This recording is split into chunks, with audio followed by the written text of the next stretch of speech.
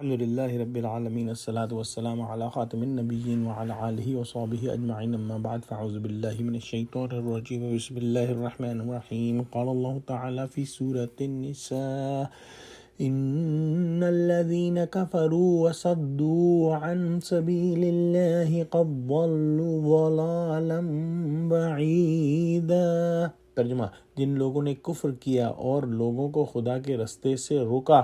وہ رستے سے بھٹک کر دور جا پڑے۔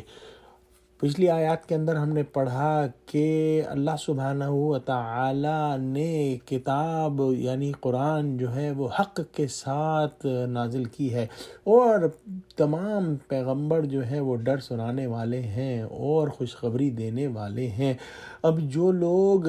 اللہ کے پیغمبر اور اللہ کے کلام کو، اللہ کے پیغام کو پہچاننے کے باوجود جھٹلا دیں تو وہ رستے سے بہت دور جا پڑے۔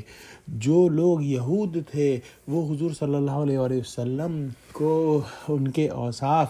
اور حالات کے ساتھ پہچان گئے تھے جو کہ تورات میں درج تھیں، لیکن انہوں نے نہ تو خود ان پر ایمان لانا گوارا کیا اور دوسرے لوگوں کو بھی ایسا کرنے سے روک رکھا۔ تو اس بات کا نتیجہ یہ ہوا کہ وہ رستے سے بھٹک کر دور جا پڑے۔ اگلی آیت میں ارشاد ہوا ان الذين كفروا وظلموا لم يكن الله ليغفر لهم ولا ليهديهم طريقا۔ ترجمہ، جو لوگ کافر ہوئے اور ظلم کرتے رہے خدا ان کو بخشنے والا نہیں اور نہ انہیں رستہ ہی دکھائے گا۔ گویا ایسے لوگوں کو نہ تو مغفرت نصیب ہوگی اور نہ ہی ان کو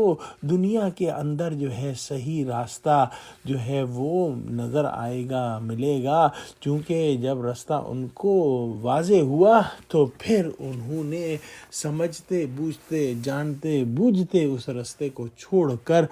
گمراہی اختیار کی۔ اگلی آیت میں اللہ سبحانہ وتعالی ارشاد فرماتے ہیں الا طریق جہنم خالدین فیہا ابدا وکان ذلک علی اللہ یسیرا۔ ترجمہ،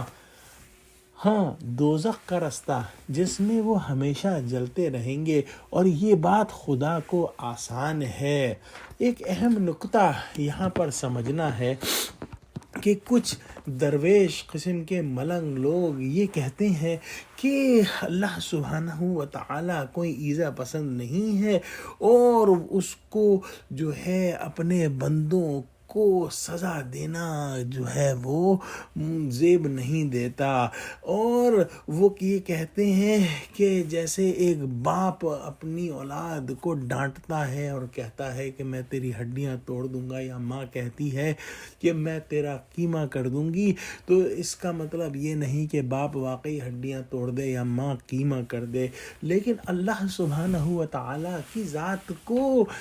مخلوق کے اوپر قیاس کرنا گمراہی ہے۔ اور اگر ہم ان آیتوں کے اوپر غور کریں گے تو ہمیں یہ بات سمجھ میں آ جائے گی کہ اللہ سبحانہ و تعالی فرما رہے ہیں کہ ایسے لوگ جنہوں نے کفر کیا اور اللہ کے راستے سے دوسروں کو بھی روکا اور جو ظلم کرتے رہے اور جو کافر ہی رہے، ان کو اللہ سبحانہ و تعالی دوزخ کا رستہ دکھائے گا جس میں وہ ہمیشہ جلتے رہیں گے، اور آخر میں فرمایا وَكَانَ ذَلِكَ عَلَى اللَّهِ يَسِيرًا، اور یہ بات خدا کو آسان ہے۔ تو اللہ سبحانہ و تعالیٰ کی ذات کو کسی مخلوق کی ذات پر